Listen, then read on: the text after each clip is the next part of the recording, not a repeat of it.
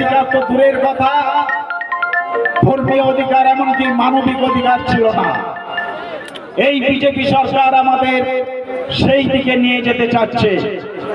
সাথী, আপনারা কিন্তু এ যাবৎ মাঝখানে আইএসএফ বলছে যে আমরা তোমাদের এই গণতান্ত্রিক অধিকার ফিরিয়ে দেব, হিংসামুক্ত রাজনীতির প্রতিষ্ঠা করব, আপনাদের সন্তানদের সুনিশ্চিত ভবিষ্যৎ দেব এবং আদর্শ সমাজ প্রতিষ্ঠা করব।